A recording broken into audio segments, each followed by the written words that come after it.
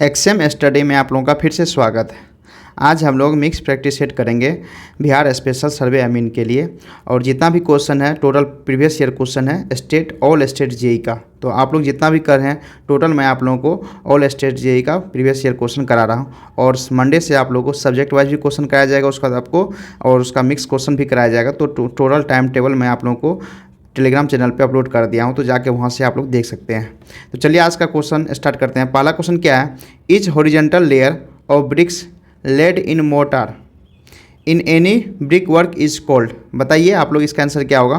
किसी भी ईंट कार्य में मसाले में रखी ईंट की प्रत्येक क्षैतिज परत को कहा जाता है। तो इसका आंसर आप लोग बताइए क्या होगा। 5 सेकंड आप लोग को है, पहले इसका आंसर आप लोग बताइए क्या होगा। तो याद रखिएगा क्या होता है, इसको कोर्स जो होता है ना उसमें हम लोग को होता है। चलिए अगले क्वेश्चन चलते क्या है। क्या the nominal size of standard modular brick. Question कर रहा है कि nominal size of standard modular brick का क्या मेरा नॉमिनल साइज होगा। बताइए कोई भी स्टैंडर्ड मॉड्यूलर ब्रिक होता है ना उसका मेरा नॉमिनल साइज, यहाँ क्वेश्चन पूछा है नॉमिनल साइज, तो बताइए क्या क्या इसका नॉमिनल साइज होगा।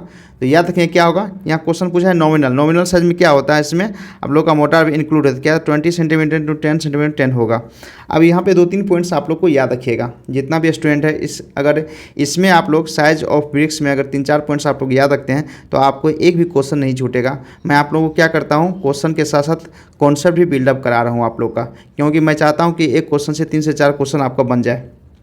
अब देखिए क्या होता है, जो भी मॉड्यूलर ब्रिक होता है ना, ब्रिक जो होता है दो तरह क्या होता है, दो तरह का। एक होता है मॉड्यूलर ब्रिक, एक होता है non modular brick. Non modular brick, ये दो याद रखिएगा। अब मॉड्यूलर ब्रिक में क्या होता है, मॉड्यूलर ब्रिक में पहला जो होता है ना आप लोग को स्टैंडर्ड साइज होता है। क्या होता है, स्टैंडर्ड साइज, जिसको हम मॉड्यूलर ब्रिक का स्टैंडर्ड साइज बोलेंगे।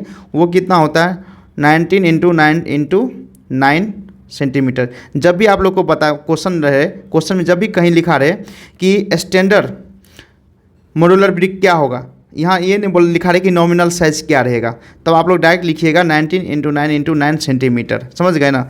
अगर नॉमिनल स्पेसिफाइड कर दे किसी क्वेश्चन में तब आप लोगों का क्या होगा, नॉमिनल साइज। नॉमिनल साइज जो होगा ना वो हो जाएगा 20 × 10 × 10 सेंटीमीटर हो जाएगा। ये चीज़ आप लोग को पता चल गया, इतना चीज़ याद रखना है। अब इसमें फिर क्या है कि नॉन मॉड्यूलर ब्रिक का कौन सा स्टैंडर्ड साइज क्या होगा, इसके बाद इसका क्या होगा स्टैंडर्ड साइज क्या होगा, किसका नॉन मॉड्यूलर ब्रिक का स्टैंडर्ड साइज क्या होगा। याद रखना है कि कितना 22.9 × 11.2 × 7 क्या होगा सेंटीमीटर होगा। इसी तरह से क्या होगा आप लोग को नॉमिनल साइज होगा। नॉमिनल साइज जो नॉमिनल साइज होगा कितना होगा 22.9 × 11.4 × 7.6 सेंटीमीटर होगा।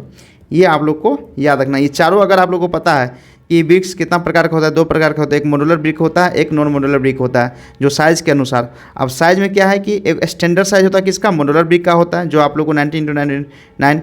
उसी तरह से अगर क्वेश्चन में क्या है, देखिए इस क्वेश्चन में क्या है नॉमिनल साइज, यहाँ नॉमिनल साइज कितना है 20। अगर किसी दूसरे क्वेश्चन में सीधा पूछ दिया जाए मॉड्यूलर ब्रिक का स्टैंडर्ड साइज क्या होगा, तो सीधा सीधी कितना 19 × 99। जहाँ क्वेश्चन में नॉमिनल स्पेसिफाइड करें तब हम 20 × 10 × 10 करेंगे। तो इतना अगर आपको पता है तो आपसे क्वेश्चन छूटेगा नहीं। चलिए अगले क्वेश्चन चलते क्या है। In clamp burning process at which angle brick are to be laid. बताइए आप लोग इसका आंसर क्या होगा। पजावे के जलने की प्रक्रिया में ईंटों को किस कोने पे रखा जाता है। देखते होंगे उसको इंक्लाइंट रखा जाता है। जब भी आप लोग को मैन्युफैक्चरिंग होता है ईंट का, देखते हैं उसको इंक्लाइंट इस तरह से रखा जाता है। कोई भी ईंट को ना आप लोग देखते हैं इस तरह से रखा जाता होगा। तो ईंट को इस तरह से रखा जो जाता है इस तरह से, तो इसको कितना एंगल पे रखा जाता है। तो आप लोग बताइए जो लेड से कितना एंगल पे है। तो ये चीज़ आप लोग को पता होगा कितना एंगल पे है 15, कितना आप लोग को 15 डिग्री पे, कितना 15 डिग्री पे है। चलिए अगले क्वेश्चन चलते क्या है।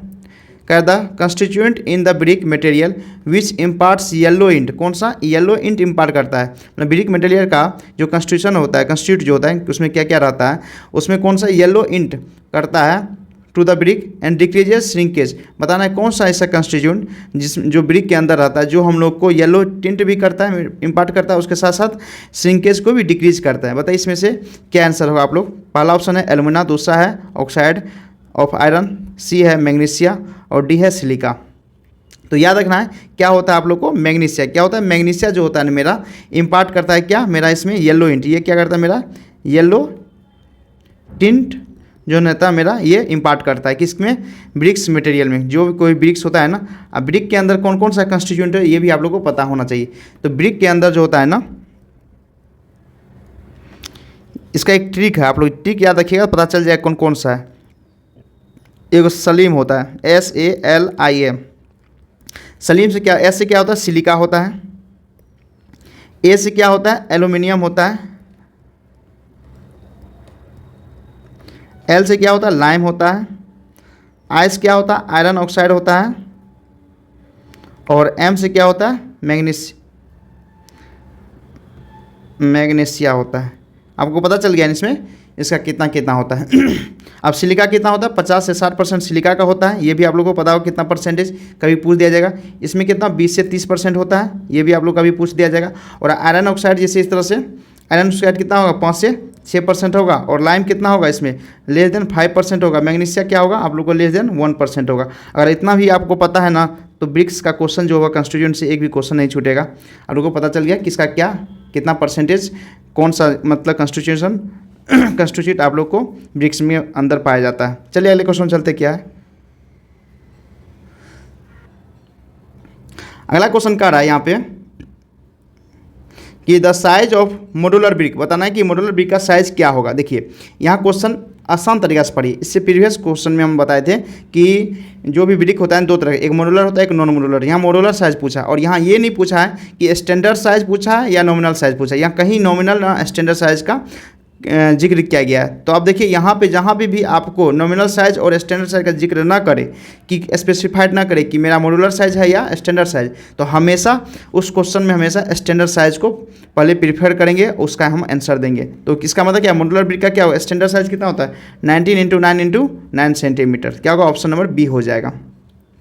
इसी तरह चलिए अगले क्वेश्चन चलते, क्या है the recommended compression strength of A class brick as per BIS, मतलब BIS के अनुसार ए श्रेणी की ईंट का अनुशंसित संपीड़न सामर्थ्य होता है। बताइए इसका क्या होगा, कितना होता है बताइए आप लोग को। तो आप लोग बताइए, क्लास ए का हम लोग को कंप्रेसिव स्ट्रेंथ पूछ रहा है। 4 ऑप्शन दिया, 4 ऑप्शन में से मुझे बताइए क्या होगा इसका आंसर। तो याद रखिए कितना होता है आप लोग को, क्लास ए का हमको कंप्रेसिव स्ट्रेंथ पूछ रहा है। बताइए 6 का क्या होगा आंसर।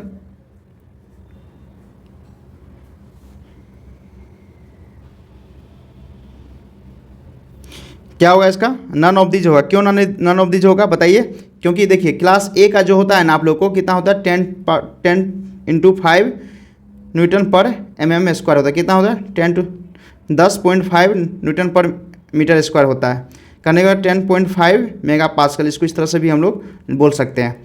अब पता चल गया। अब देखिए इसमें से आपको पता होगा ये तो क्लास ए का है, हो सकता है क्लास बी क्लास सी का कितना स्ट्रेंथ होगा, कंप्रेसिव स्ट्रेंथ, इसके बारे में भी हम लोग पढ़ लेते हैं। अब देखिए क्लास ए जो होता है ना, एक इससे पहले एक होता है double A class. Double A class के लिए जो होता है ना हम लोग को 14 मेगापास्कल होता है, ठीक है। उसके बाद ए क्लास आता है, ए क्लास का होता है 10.5 मेगापास्कल होता है।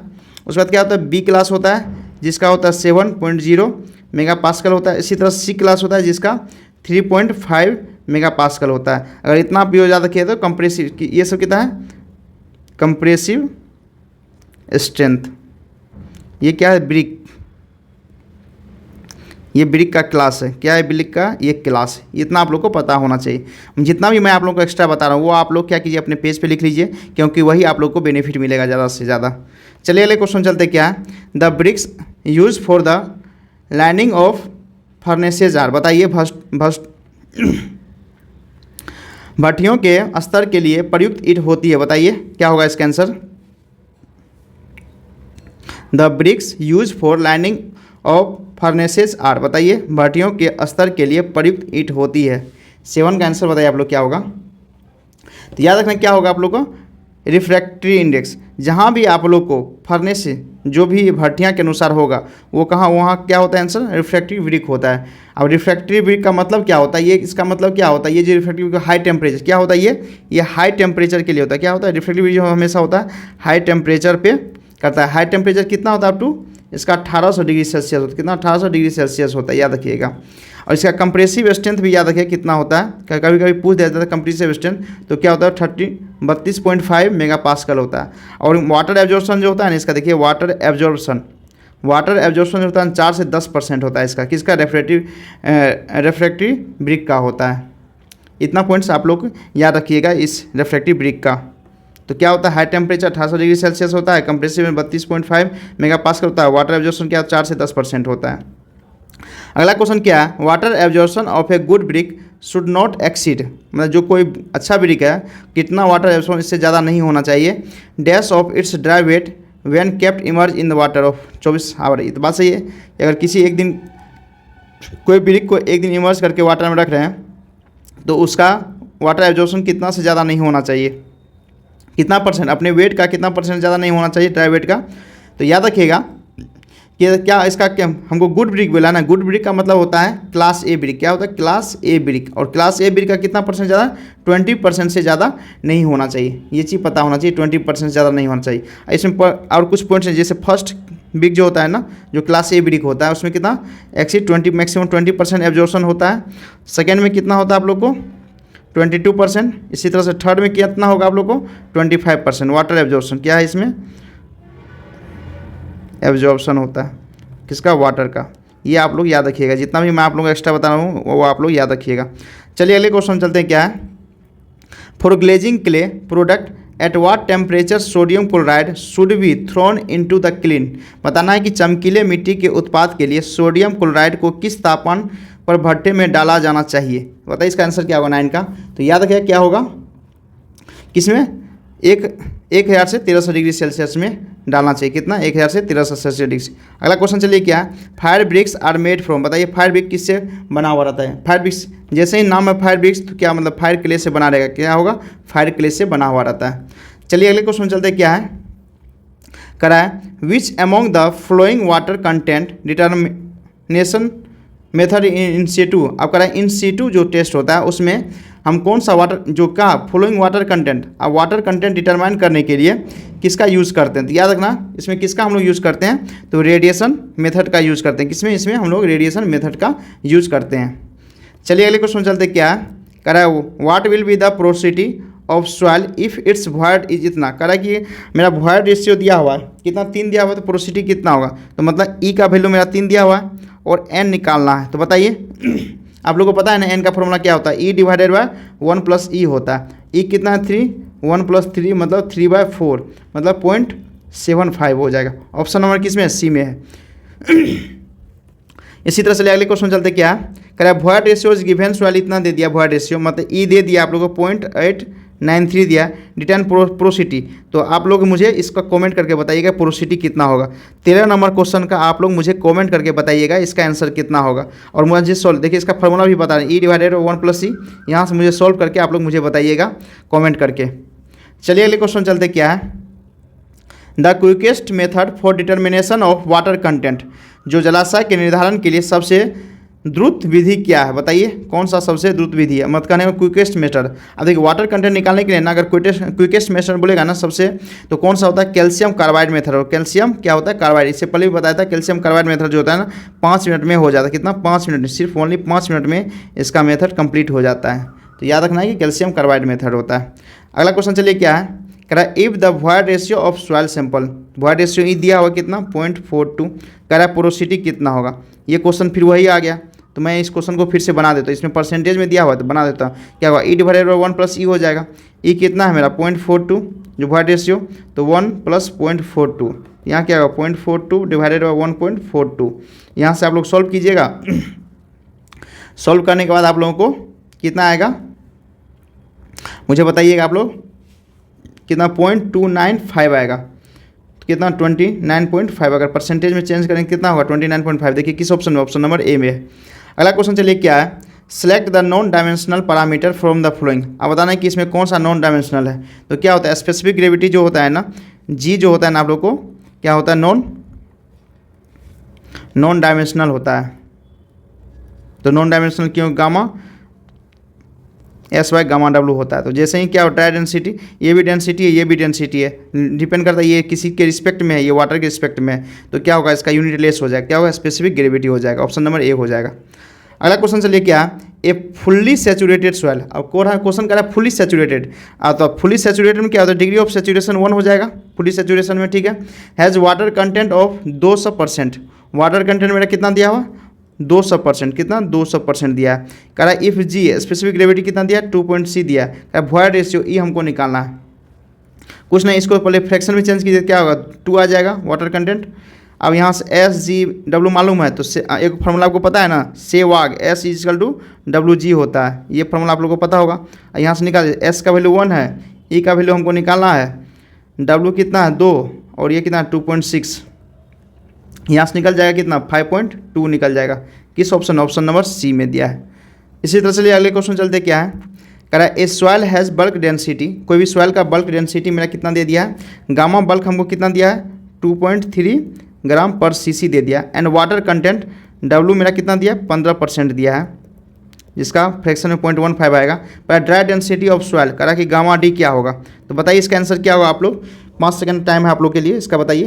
तो इस टाइप का क्वेश्चन प्रीवियस ईयर क्वेश्चन में भी बताए थे, तो कुछ क्वेश्चन क्या होता है कि रिपीटेशन होता है, कहने का मतलब वो अलग अलग जेई का क्वेश्चन है, तो वो इसलिए मैं रिपीट कर देता हूँ, किसी आपको पता चले कि हाँ क्वेश्चन देखिए हमेशा रिपीट क्वेश्चन पूछा जाता है, कुछ ना कुछ क्वेश्चन। और जो भी क्वेश्चन आप लोग को है ईजी टू मॉडरेट क्वेश्चन ही बिहार स्पेशल सर्वे अमीन में क्वेश्चन पूछा जाएगा, और BTSC जेई में भी उसी टाइप क्वेश्चन रहेगा। तो गामा डी क्या होगा, गामा बी डिवाइडेड 1 + W हो जाएगा। गामा बल्क कितना है 2.3 और 1 + 0.15, यहाँ से क्या होगा 2.3 1.15, यहाँ से कितना आ जाएगा देखिए 2, तो ऑप्शन क्या होगा 2। देखिए 2 ग्राम पर सीसी किस में है, ऑप्शन नंबर सी में। तो कितना इजी क्वेश्चन आप लोग को पता चल रहा है ना कि कितना इजी क्वेश्चन पूछता है इसमें, तो ज़्यादा घबराने का ज़रूरत नहीं है, आप लोग तैयारी में जुटे रहिए। और मैं आप लोग को एक बुक का नाम बोला था, आप लोग कम से कम वो बुक खरीद लीजिए जा करके, जो भी सिविल बूस्टर का है आप लोग वहाँ खरीदिए, आपको उससे बेनिफिट मिलेगा। तो आप लोग जितना भी स्टूडेंट है जाकर के वो बुक खरीदिए, और उससे क्या होगा आप लोग थ्योरी पढ़िएगा। क्वेश्चन अगर जितना आप उसमें थ्योरी लिखा हुआ अगर आप उतना पढ़ लेते हैं और अच्छा समझ लेते हैं, और क्वेश्चन PYQ जितना भी ऑल स्टेट जेईई का PYQ आप बना लेते हैं, और मैं आप लोग सब्जेक्टिव क्वेश्चन जितना करवाऊँगा अगर कर लेते हैं, तो आपका सिलेक्शन कोई भी नहीं रोक सकता है। अगला क्वेश्चन क्या है, if the porosity of the soil is close to 30%, porosity आप लोग को कितना दिया हुआ 33% दिया है। करा वॉइड रेशियो क्या होगा, इसको फ्रैक्शन में क्या होगा 0.33 हो जाएगा। ई क्या होगा n डिवाइडेड बाई 1 - n हो जाएगा यहाँ से, तो क्या होगा ई कितना है आप लोग का, सॉरी n कितना 0.33, 1 - 0.33 हो जाएगा। यहाँ से क्या 0.33 डिवाइडेड बाई 0.66 हो जाएगा, 66।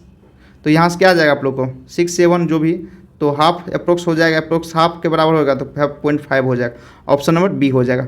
अगला क्वेश्चन चलिए क्या है, करा in the soil mechanics and foundation engineering the ratio of density of solid to the water at the given temperature term as. बताना है कि मेरा कोई भी डेंसिटी, किसका, कोई भी सॉलिड का डेंसिटी और वाटर का डेंसिटी को हम लोग क्या बोलते हैं, बताइए इसको क्या बोलते हैं, क्या बोलते हैं स्पेसिफिक ग्रेविटी बोलते हैं। क्या बोलते हैं इसको, स्पेसिफिक ग्रेविटी बोलते हैं। देखिए किस ऑप्शन में स्पेसिफिक ग्रेविटी है, क्या ऑप्शन नंबर ए में है। इसी तरह से आप लोग डिग्री ऑफ सेचुरेशन बताइए क्या होगा, वॉइड रेशियो क्या होगा, पोरोसिटी क्या होगा। तो अभी देखिए पोरोसिटी का फॉर्मूला क्या होगा, इसमें E/1 + E हो जाएगा। अगर हमको पोरोसिटी मालूम है, हम वॉइड रेशियो निकालना है, तो क्या होगा n डिवाइडेड 1 - n हो जाएगा। ये इस तरह से और आप लोग कर सकते हैं। पोरोसिटी क्या होता है, volume of void by total volume. इसका क्या होता है void ratio, volume of solid होता है। डिग्री ऑफ सेचुरेशन क्या होता है, volume of water by volume of void होता है। ये चीज़ आप लोगों को पता होना चाहिए, इतना चीज़ मैं आप लोगों को बता देता हूँ।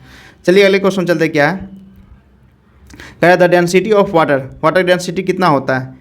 ये तो आप लोगों को पता है ना, क्या होता है 1000 kg/m³ होता है, ऑप्शन नंबर डी में। अगला क्वेश्चन चलिए क्या है, water has its maximum density, जो वाटर है उसके पास मैक्सिमम डेंसिटी है, बताइए क्या होगा।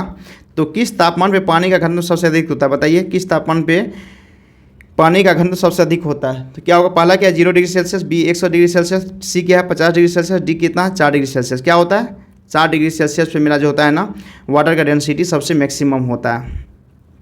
अब क्यों होता है ये भी आप लोग को थोड़ा सा पता होना चाहिए, क्यों होता है। देखिए अब क्या होगा यहाँ पे वाटर डेंसिटी क्या होता है, आप लोग को डेंसिटी क्या होता है, मास अपॉन वॉल्यूम होता है, ठीक है। अब यहाँ क्या होता है कि जैसे ही 0 से 4 डिग्री सेल्सियस जाते हैं ना, तो आप लोग क्या होता है कि यहाँ जैसे ही जाएंगे तो मेरा डेंसिटी क्या होगा, धीरे धीरे मेरा डेंसिटी क्या यहाँ से इंक्रीज करता है, ठीक है। और इंक्रीज करता क्या होगा, वॉल्यूम आप लोग का यहाँ पे डिक्रीज करेगा। जैसे ही ग्रेटर देन 4 डिग्री सेल्सियस होगा तो वहाँ पे डेंसिटी मेरा डिक्रीज करता है और वॉल्यूम मेरा क्या करता है, इंक्रीज करता है। ये आप लोग को पॉइंट्स याद रखना है। चलिए अगले क्वेश्चन चलते क्या है। The centre of pressure for the plane vertical surface lies as depth the height of the immerse surface. मेरा इमर्स सरफेस का हाइट कितना होगा, कहने का मतलब हम लोग को सेंटर ऑफ प्रेशर बताना है किसका, वर्टिकल सरफेस का। बताइए क्या होगा आप लोग। तो अगर आप लोग नहीं जाने तो इसका मैं आप लोगों को एक्सप्लेनेशन भी करूँगा। बताइए इसका आंसर क्या होगा। देखिए इसका आंसर क्या होगा, 2/3 होगा, 2/3। अब देखिए कैसे होगा, ये फ्री सरफेस एरिया है, ये फ्री सरफेस है। अब यहाँ से मान लीजिए कोई भी आप लोग का यहाँ पर डायरेक्ट कर रहा है कि कोई भी कह रहा है कि सरफेस है, वर्टिकल प्लेन सरफेस है, ये वर्टिकल प्लेन सरफेस हो गया। अब वर्टिकल प्लेन सरफेस है तो अब इसका क्या कुछ ना कुछ हाइट होगा, ठीक है, कुछ ना कुछ विड्थ होगा, ठीक है। यहाँ पे कोई दिक्कत नहीं। हम लोग क्या होता है एच बार सी पी पता है ना, क्या होता है H bar plus I C A divided by H bar into area होता है, ठीक, कोई दिक्कत नहीं है। एच बार क्या होगा यहाँ पे देखिए इसका जो क्योंकि ये क्या है इसका फ्री सरफेस से सटा हुआ है तो जितना एच इसका सी जी होगा उतना ही एच बार भी होगा। एच बार क्या होगा h/2 हो जाएगा, एच बार क्या होगा h/2 हो जाएगा। आई सी ए क्या होगा BH/12 हो जाएगा, कोई दिक्कत नहीं है। और क्या होगा एच बार क्या है h/2 है और एरिया क्या है B/H है, तो कुछ करना ही नहीं है। यहाँ से h से आप लोग को h² से h² तो h³ h बचेगा, 20 से 20 कट गया, यहाँ 6 तो कितना आएगा h/2 प्लस h/6 आएगा। यहाँ से आप लोग निकाल लीजिए 6 3 h तो 4h/6 हो जाएगा, मतलब 2h/3 हो जाएगा। देखिए यही बोले 2/3 ऑफ हाइट, गहराई का क्या है 2/3 है। तो आप लोग इसका एक्सप्लेनेशन भी पता चल गया कि एक्सप्लेनेशन कैसे हम लोग निकालेंगे, लेकिन आप लोग को सीधा सीधी पता होना चाहिए इसका आंसर। चलिए अगले क्वेश्चन चलते क्या है, कह रहा है for a floating body to be stable equilibrium its meta centre should be. कह रहा है कि जो फ्लोटिंग बॉडी होता है, फ्लोटिंग बॉडी का मतलब हुआ कि मान लीजिए कि कोई जो वाटर यहाँ पे है सिर्फ, अब इससे कोई भी बॉडी मान लीजिए यहाँ पे फ्लोट कर रहा है, कहने वाला कुछ पोर्शन जो है ना वाटर के ऊपर है, कुछ पोर्शन वाटर के नीचे है। यहाँ वाटर है, कुछ पोर्शन वाटर के नीचे है, कुछ पोर्शन वाटर कह रहा है कि जो अब कह रहा है मेटा सेंटर इसका कहाँ पे लाई करेगा, कोई भी बॉडी का मेटा सेंटर कहाँ पे लाई करेगा, तो कहाँ पे लाई करेगा एबव द सी जी, मतलब सेंटर ऑफ ग्रेविटी। जो बॉडी का सी जी होगा ना उसके मान सी जी यहाँ है तो उसको ऊपर मेरा क्या होगा इसका मेटा सेंटर लाई करेगा। जब कोई बॉडी क्या है स्टेबल किस में हो, जब कोई बॉडी स्टेबल हो तो ऑटोमेटिक है कि मेटा सेंटर मेरा क्या होगा सी जी के ऊपर लाई करेगा। तो आपको इसको याद करने का इसमें कुछ पॉइंट्स मैं आप लोगों को बता दूंगा। अगर उतना बता रहे हैं तो आपको इससे जो मेटा सेंटर फ्लोटिंग बॉडी हो गया और इमर्ज बॉडी होगा उससे आपको एक भी क्वेश्चन नहीं छूटेगा। तो मैं चलिए आप लोगों को बताने जा रहा हूँ। जैसे देखिए ये कंडीशन हो गया, कौन कौन सा कंडीशन आपके पास, स्टेबल कंडीशन है, उसके बाद क्या अनस्टेबल कंडीशन है, उसके बाद आपका क्या है न्यूट्रल है। ये कंडीशन दिया है 3 गो कंडीशन। एगो इमर्ज होता है, अगर कोई बॉडी इमर्ज है या तो कोई फ्लोटिंग बॉडी है, ये तो कंडीशन है फ्लोटिंग का, या तो कोई बॉडी क्या होगा वाटर सरफेस यहाँ दिया हुआ है, कोई बॉडी पूरा इमर्ज होगा, उसका सीजी पे क्या इफेक्ट होगा सीजी पे और स्टेबल अनस्टेबल में किस तरह से वो बिहेव करेगा। या तो एगो फ्लोटिंग बॉडी, ये तो इमर्ज हो गया, ये फ्लोटिंग हो गया कंडीशन। तो अलग कंडीशन में देखिए क्या क्या होता है स्टेबल में। जब भी स्टेबल होगा ना इमर्ज में तो जी होगा ना, जी आप लोग को क्या होगा बिलो होगा किसका बी से, और एम जो इसमें क्या होगा एम जो होगा ना एभव होगा किससे जी से स्टेबल कंडीशन में। इसी तरह से अनस्टेबल में क्या होगा जी होगा एभव किसमें बी से, इसमें फिर इसमें क्या होगा आपको एम जो होगा ना बिलो होगा किससे जी से, ठीक है। और न्यूट्रल में क्या होगा आप लोग को जी एंड बी कोइंसाइड करेगा, और एम जो होगा ना एट होगा जी पे, ये दोनों एक ही जगह लाइक करेगा। इतना अगर आप याद कर लेते हैं ना तो आपको मेटासेंट्रिक से एक भी क्वेश्चन नहीं छूटेगा मेटा सेंटर से। चलिए अगले क्वेश्चन चलते क्या है, कह रहा है pressure of 10 metre height head of oil, और कह रहा है स्पेसिफिक ग्रेविटी दे दिया है। अब कहना है कि मेरा प्रेशर निकालना है, जब मेरा स्पेसिफिक ग्रेविटी कोई सी ऑयल का दे दिया है और उसका हाइट भी दे दिया, तो प्रेशर कुछ नहीं है, प्रेशर क्या होता है रो जी एच होता है, रो डेंसिटी 10⁻³ होगा इंटू कितना इसका कितना स्पेसिफिक ग्रेविटी इतना है, डेंसिटी स्पेसिफिक ग्रेविटी दिया होगा हमको, डेंसिटी निकाल क्या होगा 0.90 से मल्टीप्लाई कर देंगे। यहाँ से क्या होगा ऑयल का मेरा डेंसिटी निकल जाएगा। जी कितना है, जी 9.8 है, मल्टीप्लाई कर दीजिए। और हाइट कितना है, 10 है। यहाँ से आप लोग अगर सॉल्व कीजिएगा ना, तो सॉल्व करने के बाद आप लोग को 88,290 न्यूटन पर मीटर स्क्वायर आएगा। और यहाँ से आप लोग क्या कीजिए, किलो न्यूटन निकाल, 88.29 किलो न्यूटन पर मीटर स्क्वायर। आप लोग सॉल्व करके ऑप्शन नंबर क्या होगा, बी हो जाएगा। अगला क्वेश्चन चलिए क्या है, the pressure at the point below 4 metre the free surface of water. हम लोग को प्रेशर निकालना है वाटर का, मान लीजिए 4 मीटर डेप्थ पे, वाटर से 4 मीटर डेप्थ पे यहाँ पे मान लीजिए वाटर है, इस 4 मीटर डेप्थ में हम लोग को प्रेशर निकालना है। तो कुछ नहीं है, प्रेशर क्या होता है, रो जी एच होता है, रो तो 10⁻³ जी कितना 9.81 और हाइट कितना है 4 मीटर है। अब अगर आप इसको सॉल्व कीजिएगा तो सॉल्व करने के बाद आप लोग को कितना आएगा, 39,240 न्यूटन पर मीटर स्क्वायर आएगा। 39,240 आ जाएगा। अब इसको किलो न्यूटन में 39.24 किलो न्यूटन पर मीटर स्क्वायर आ जाएगा। तो आप लोग इसको सॉल्व करके देख लीजिएगा। मैं अभी कैलकुलेटर से कैलकुलेट करके आपको बता दिया हूँ। क्या हुआ, 39.24 किलो न्यूटन मीटर स्क्वायर हो जाएगा। तो आपको पता चल गया ना। तो किलो पास्कल का मतलब हुआ, पास्कल क्या होता है, न्यूटन पर मीटर स्क्वायर होता है, उसी को लिखा है, कोई दिक्कत नहीं है आपको। अगला क्वेश्चन चलिए क्या है, कह रहा है in the stability of floating body, जो फ्लोटिंग बॉडी का स्टेबिलिटी है। फिर क्वेश्चन आ गया ना आप लोग को, स्टेबिलिटी का ही क्वेश्चन, द स्टेबल इक्विलिब्रियम, वही कह रहा है स्टेबल इक्विलिब्रियम कह रहा है। तो मेटा सेंटर एम एंड जी पे, अब बताइए क्या होगा, और एम और जी में कह रहा है। अब यहाँ क्वेश्चन अच्छे से पढ़िएगा, if the meta centre M point dash, meta centre M क्या है, dash the centre of gravity, मतलब मेटा सेंटर किससे, ग्रेविटी से ऊपर होगा कि नीचे होगा कि एक जगह होगा। तो किसमें कह रहा है, स्टेबल इक्विलिब्रियम में बोल रहा है। तो आप लोग इससे पहले बताए थे कि स्टेबल इक्विलिब्रियम में मेरा मेटा सेंटर जो होता है ना, जो आप लोगों को क्या होता है, एभव होता है, किससे, सेंटर ऑफ ग्रेविटी से। क्या होगा, लाइज क्या होगा, एभव करेगा। जो एम जो होगा ना मेरा ऊपर लाई करेगा, किससे, जी से। तो आप लोग को पता चल गया ना। देखिए उसी टाइप का क्वेश्चन, देखिए अलग क्वेश्चन अगर DFCCL में क्वेश्चन पूछा गया जेई में, तो आप लोग को सेम क्वेश्चन कहीं ना कहीं हमेशा रिपीट होते ही रहता है। तो आप लोग अगर कॉन्सेप्ट उस टाइप का क्वेश्चन है, एक बार कॉन्सेप्ट आप लोग पढ़ लीजिएगा उस टाइप का, जो मैं आप लोगों को क्वेश्चन के साथ दे रहा हूँ, तो आपसे क्या होगा कि क्वेश्चन नहीं छूटेगा कोई भी। चलिए अगले क्वेश्चन चलते हैं। The point above which a body starts oscillating when the body is tilted by a small angle. बताइए कि जब कोई निकाय एक छोटे कण पर नत किए जाने पर जिस बिंदु के इधर उधर दोलन करना शुरू कर देता है, उस बिंदु को क्या कहते हैं। तो बताइए उस बिंदु को हम लोग क्या बोलते हैं। तो याद रखिएगा, उसको हम लोग क्या बोलते हैं, मेटा सेंटर बोलते हैं। क्या बोलते हैं उसको हम लोग, मेटा सेंटर बोलते हैं। अगला क्वेश्चन चलिए क्या है, कह रहा है when a particle is suspended in water two force are acting on it which are. बताइए जब पानी में एक कण निलंबित हो तो इस पर 2 बल कार्य करते हैं। बताइए कौन कौन सा बल कार्य करते हैं, याद रखना कौन कौन सा बल कार्य करते हैं। तो आपको पता है ना कि जो इसमें एगो ग्रेविटी फोर्स काम करता है और एगो बुओयंट फोर्स काम करता है।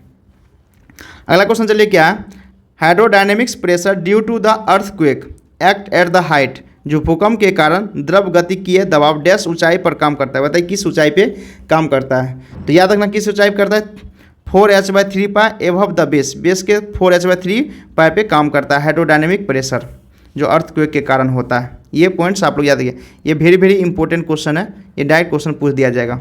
अगला क्वेश्चन चलिए क्या है, which of the following Indian standard is refer to determine zone of fine aggregate. बताना कि कौन सा जोन होता है मेरा डिटरमाइन करने के लिए फाइन एग्रीगेट के लिए। तो आप लोग बताइए क्या होगा 31 का, कौन सा होगा, IS 383, उसमें हम लोग फाइन एग्रीगेट के बारे में रेफर करते हैं। अगला क्वेश्चन चलिए क्या है, कह रहा है which of the following grades of concrete in RCC is recommended for the sewer exposure condition bye BIS के द्वारा जो सीवर कंडीशन होता है, तो कौन सा ग्रेड आप लोग को यूज करते हैं। बताइए कौन सा ग्रेड यूज करते हैं, M15, M20, M25, M30। बताइए आप लोग आंसर क्या होगा। जैसे ही सीवर कंडीशन होगा ना, तो क्या होगा, हम लोग M30 यूज करते हैं। अगला क्वेश्चन चलिए क्या है, ग्रीन कंक्रीट में बी मेड बाय एडिंग। बताइए क्या मिलाकर ग्रीन कंक्रीट बनाई जा सकती है। बताइए क्या चीज़ मिलाएंगे जिसमें मेरा ग्रीन कंक्रीट बनेगा। याद रखिए कौन सा बनेगा। ऑप्शन नंबर क्या है, एक में क्रोमियम ऑक्साइड है, दूसरा क्या है आयरन हाइड्रोक्साइड है, सी में क्या है बेरियम परमैंगनेट है, डी में क्या आयरन ऑक्साइड है। तो बताइए क्या होगा, क्रोमियम ऑक्साइड मिलाएंगे ना, तो मेरा क्या होगा, ग्रीन कंक्रीट बनेगा। अगला क्वेश्चन चलिए क्या है, यात्रा समापन की तहत के साथ कंक्रीट के लिए सीधे संरेखण के रेखित चैनल का रुक्षता गुणांक जो रफसिटी कोफिशिएंट होता है ना, तो बताइए रफसिटी कोफिशिएंट कितना होगा। तो आप लोग बताइए 34 का क्या होगा। जो भी बच्चे बोलते हैं हिंदी में, बताइए आप लोग इसका हिंदी कैसे समझिएगा। आप लोग तो बोल देते सर हिंदी में पढ़ाइए, समझ में नहीं आता है टेक्निकल लोग हिंदी में कैसे पढ़ाएगा। टेक्निकल जो आप लोग जितना इजी इंग्लिश में टेक्निकल लगता है ना, उतना ही उससे 4 गुना भास्ट लगता है हिंदी में। इजली तरीके से आप उसको समझ जाइएगा। कोई इजी कोई इंग्लिश कोई ज़्यादा भास्ट है नहीं आप लोगों के लिए। तो याद है 34 का क्या होगा, कितना 0.017 से 0.020 तक होगा। ये आप लोग को याद रखना है, ये सीधे रिमेंबर करने का चीज़ है। तो सिमेंबर आप लोग याद कर लिए क्वेश्चन को। अगला क्वेश्चन क्या है, on which of the following factors does not number of sample to be taken for testing of concrete depends. बताइए कंक्रीट के परीक्षण हेतु लिए जाने वाले नमूनों की संख्या किन कारकों पर निर्भर करती है। बताइए किन किन कारक पर निर्भर करती है। पहला है grade of concrete, the expected strength of concrete. C क्या है, quantity of concrete in the work. बताइए क्या होगा इसका आंसर। इस तो क्या होगा इसका कहने वाले, इसमें तो सब पे डिपेंड करेगा आप लोग को। तो क्या होगा बताइए, किस किस पे डिपेंड करेगा ये 35 का मुझे आंसर बताइए। क्या ग्रेड ऑफ कंक्रीट का क्वेश्चन अच्छे से पढ़िएगा कि on which of the following factor does number of sample be taken tested for concrete. जो कंक्रीट किस पे डिपेंड करेगा बताइए क्या होगा। तो आप लोगों को पता होगा कि 35 का क्या आंसर होगा। तो क्या होगा इसका आंसर, ऑप्शन नंबर सी हो जाएगा, quantity of concrete in the concrete work. बात सही है, हमको सैंपल करा कितना नंबर ऑफ सैंपल लेंगे। जब भी सैंपल का बात हो कि हम कितना नंबर ऑफ सैंपल जब भी टेस्टिंग करेंगे तो कितना नंबर ऑफ सैंपल लेंगे, तो वो क्या होगा हमेशा जो कंक्रीट वर्क जहाँ कर रहे हैं ना, कोई भी कंस्ट्रक्शन कर रहे हैं वहाँ पे मेरा कितना क्वांटिटी कंक्रीट का उस पर डिपेंड करता है कि हम उसको कितना सैंपल लेंगे। क्योंकि आप लोगों को पता होगा कि जो 1 मीटर क्यूब से लेकर के 10 मीटर क्यूब, फिर उसी तरह से 1 मीटर से 5 मीटर क्यूब, इसी तरह से 5 से 10, 10 से 15, इसी तरह से 50 तक जाता है। तो आप लोगों को पता होगा कि इसमें क्या होता है कि उसको क्वांटिटी पे कंक्रीट के क्वांटिटी पे डिपेंड करता है नंबर ऑफ सैंपल। यहाँ पूछा है नंबर ऑफ सैंपल पूछा है। चलिए अगले क्वेश्चन चलते हैं। Which of the following statement related to high quality concrete is false. बताना है कि हाई क्वालिटी उच्च गुणवत्ता की कंक्रीट के संबंध में कौन सा कथन असत्य है। बताना है कि which of the following statement related to high quality concrete is false. तो 4 ऑप्शन है। पहला क्या है, इट्स क्वालिटी इज यूनिफॉर्म। दूसरा है it's curing is done properly. It's non uniform. It's porous. ये तो गलत है ना, ये तो हाई क्वालिटी में पोरस होगा ही नहीं। तो ये कह रहा है पोरस है, तो क्या ये मेरा गलत है, उसमें पोरस रहेगा फिर तो वो हाई क्वालिटी होगा ही नहीं कंक्रीट। तो क्या होगा, ऑप्शन नंबर डी हो जाएगा। तो ऑप्शन नंबर क्या होगा इसका आंसर, डी होगा। अगला क्वेश्चन चलिए क्या है, पॉइजन्स रेशियो फॉर कंक्रीट। किसी कंक्रीट के लिए पॉइजन्स रेशियो किस पे डिपेंड करता है। आप बताइए 37 क्या होगा आंसर। तो याद रखना पॉइजन्स रेशियो जो होता है ना, इंक्रीजेज विथ रिचेज मिक्सेज, इस पर डिपेंड करता है। किसमें, जैसे जितना मिक्सेज रिचेज करेंगे ना उतना ही मेरा पॉइजन्स रेशियो इंक्रीज करेगा। अगला क्वेश्चन क्या है, the best type of blast. जो ब्लास्ट का बेस्ट टाइप क्या होता है। तो याद रखना बेस्ट टाइप कौन सा होता है आप लोग का ब्लास्ट का। तो क्या होता है आप लोग को पता होगा, ग्रेनाइट होता है ब्लास्ट का बेस्ट टाइप।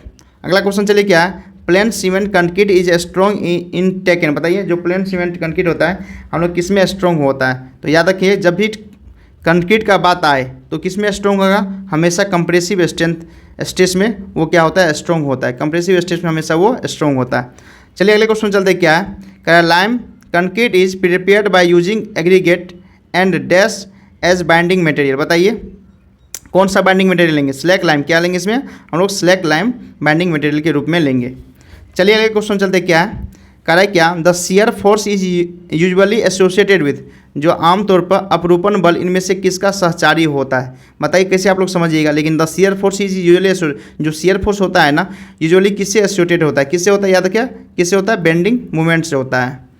अगला क्वेश्चन चलिए क्या है, 42 होगा, maximum bending movement occurs at the point where. जो मैक्सिमम बेंडिंग मूवमेंट में ना कोई मान लें कि जो यूडीएल है सिंपली सेपरेट बीम के लिए, तो यहाँ मान लो मैक्सिमम बेंडिंग मूवमेंट कहाँ आकर करता है। तो आप लोग बताइए कहाँ पे आकर करेगा, जहाँ पे मेरा शियर फोर्स, या तो शियर फोर्स आप लोगों का या तो चेंज होगा या तो वो जीरो होगा। तो क्या हो, शियर फोर्स आइदर जीरो, जिस पॉइंट पे या शियर फोर्स मेरा जीरो होगा या चेंज होगा। तो बताइए क्या होगा, ऑप्शन नंबर 1 हो जाएगा।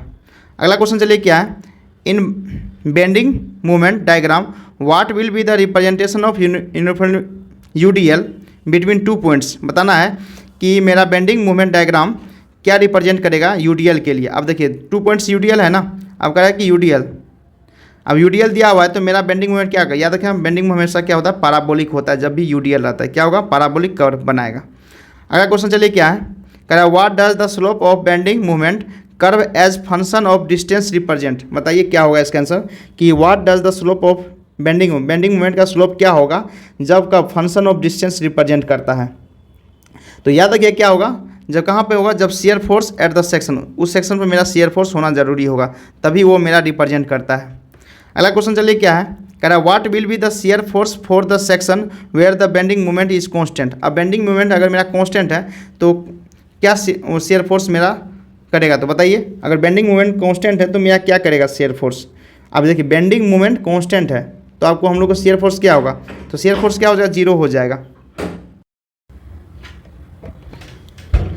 46 क्वेश्चन क्या है कि beam composed of two material and rigidity connected together so as the behave as one piece is known as. बताइए इसको हम लोग क्या बोलते हैं, तो आप लोग बताइए 46 का आंसर क्या होगा। तो याद रखना क्या होगा इसका आंसर, इसको हम लोग क्या बोलते हैं, कंपोजिट बीम बोलते हैं। चलिए अगले क्वेश्चन चलते क्या है, कह रहा है for any structure when both ends have roller supports then the structure will be. यदि किसी संरचना के दोनों सिरों पे रोलर आलम्बन हो तो उसको हम लोग क्या बोलते हैं, बताइए। जब रोलर होगा तो उसका मतलब क्या है, आप लोग बताइए क्या होगा, ऑटोमेटिक है। जब रोलर होगा क्या वो तो अनस्टेबल हो जाएगा ना, क्योंकि वो कभी रुकेगा ही नहीं, तो क्या होगा, अनस्टेबल। अगला क्वेश्चन चलिए क्या है, कह रहा है if width of the rectangular cross section beam is increase by 10 folds and keeping cross section area unchange. मतलब क्रॉस सेक्शन एरिया मेरा क्या है, सेम है, ठीक है, एरिया। कह रहा है विड्थ मेरा क्या कर रहा है, इंक्रीज कर रहा है, तब कर रहा है द मैक्सिमम शियर स्ट्रेस। अब मैक्सिमम शियर टो मैक्स कितना होगा, अब टो मैक्स क्या होगा, आप बताइए, आप लोग बताइए क्या होगा, टो मैक्स क्या होगा, अनचेंज हो जाएगा। क्या होगा, अनचेंज हो, क्यों होगा tau max unchange, tau max क्या होता है 1.5 मतलब भी शेयर फोर्स अपॉन BD होगा, जो एरिया अनचेंज है तो क्या मेरा टो मैक्स भी क्या होगा, अनचेंज हो जाएगा। करने वाला ऑप्शन नंबर डी हो जाएगा। अगला क्वेश्चन चलिए क्या है, इन सिंपली सपोर्टेड बीम L दिया हुआ uniformly loaded W maximum bending moment क्या होगा। अब मेरा ये आप लोगों को ये बताना है कि मैक्सिमम बेंडिंग मोमेंट इसका UDL का क्या होगा।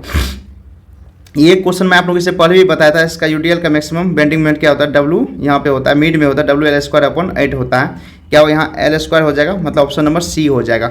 अगला क्वेश्चन चलिए क्या है कि shear span is defined as zone where. Shear span की जो जोन होता है ना, कहाँ डिफाइन किया जाता है, तो याद रखना शियर स्पेन जो किस जोन को हम बोलते हैं शियर स्पेन, तो याद रखना कहाँ पे, जहाँ पे शियर फोर्स मेरा कांस्टेंट होता है ना, उस स्पेन को हम लोग क्या बोलते हैं, शियर स्पेन जोन बोलते हैं। मतलब वैसा जोन जहाँ पे मेरा शियर फोर्स कांस्टेंट हो तो उस जोन को हम लोग क्या बोलते हैं, शियर स्पेन जोन बोलते हैं।